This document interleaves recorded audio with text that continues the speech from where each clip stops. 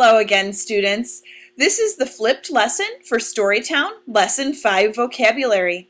To participate in this lesson, you will need your Lesson 5 vocab sheet. You can get another one on Edmodo if you lost yours.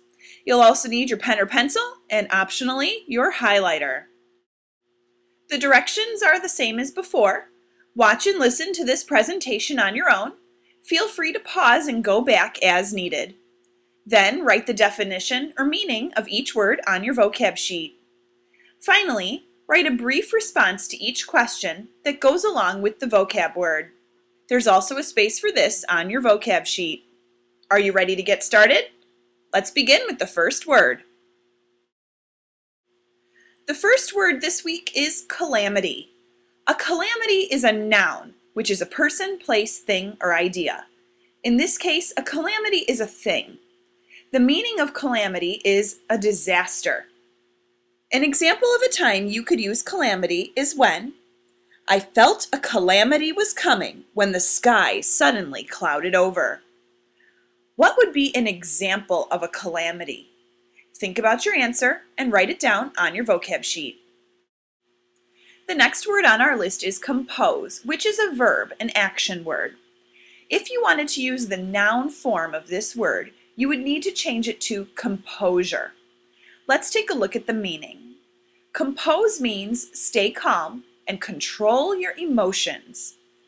If I wanted to use composure in a sentence, I could say, the girl kept her composure even though her artwork was ruined.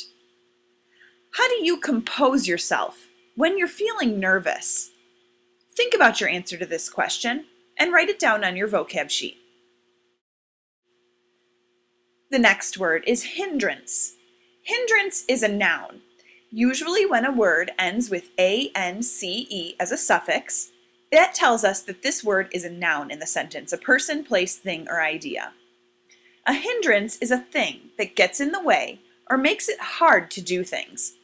An example of a way you could use hindrance in a sentence is, the wall was a hindrance because I could go no farther. What would be a hindrance to playing outside? Write your answer to this question on your vocab sheet. The next word on our list is intimidating. Although intimidating could be the progressive form of the verb intimidate, in the case of the stories that we're reading this week, we will be using the word intimidating as an adjective or describing word. In this case, the meaning of intimidating is something scary or threatening. An example of using the word intimidating as an adjective in a sentence is, you can be quite intimidating with your booming voice. Think about this question. Why might giving a big speech seem intimidating? Write your answer and then we'll be ready to move on to the next word. Our next word is invaluable. We know the word invaluable is an adjective because it has the able, able suffix at the end. That suffix often turns a word into an adjective. This word also has the prefix in, which means the opposite or the negative of the following root word. So let's take a look at the meaning. The meaning of invaluable is something very useful or important. Now you want to think of what's something valuable, meaning you can put a value on it. Invaluable means you can't put a value on it because it is worth so much. So please don't think of invaluable as being the same thing as worthless. Actually, it means quite the opposite, that it is extremely important.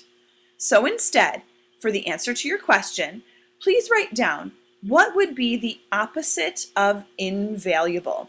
Think about it and write your answer down on your vocab sheet. Next, we have the word quandary. A quandary is a noun, a person, place, thing, or idea. In this case, a quandary is a thing. Let's look at the meaning. A quandary means a tough problem. If I use the word quandary in a sentence, I might say, I was in a quandary because I couldn't decide the answer. What would be a quandary for a detective? Think about your response to this question and write it on your vocab sheet. The next word on our list is sage. Sage is an adjective or a noun. In this case, we're not going to be talking about the spice or the color. Instead, the meaning we will use in this week's vocabulary is sage, meaning wise and clever. If we wanted to use the word sage as an adjective, we could say, the man is sage because he gives good advice. Now, to use this word as a noun, you would say the actual person, him or herself, is a sage. Think about this question. Who would you ask for sage advice? Write down your answer on your vocab sheet. Next, let's look at the word steadfast. Steadfast is an adjective or a describing word when you use it in a sentence. The meaning of steadfast is loyal and trustworthy. One way we could use the word steadfast in a sentence is, the coach remained steadfast even though we had lost. Think about this question.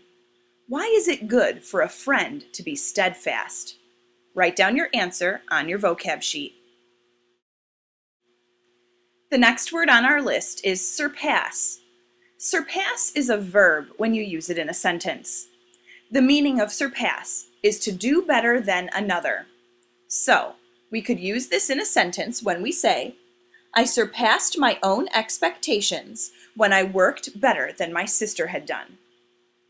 What does a runner who has surpassed everyone else win? Think about this question and write down your response on your vocab sheet. We're at our final word. The last word is trepidation. We know trepidation is a noun because it ends with I-O-N. The I-O-N suffix tells us that the word is in its noun form. And remember, a noun is a person, place, thing, or idea. Trepidation is fear or nervousness. It's that actual feeling itself. You can use this word in a sentence by saying, I felt a sense of trepidation as we walked through the dark forest. How might you act if you feel trepidation? Write down your response, and then we'll get finished up. After you've finished writing all the definitions and all of your responses, go back to review any words you do not understand. Highlight or circle any words you still have questions about, and we will discuss them in class. Be ready to play a review game in class using these words. Throughout the week, we will read and understand stories that use these vocabulary words in them. Finally, you will use each word in an original sentence, and this will be your end of the week quiz. Make sure your assignment is completed. Thanks for listening, and see you next time.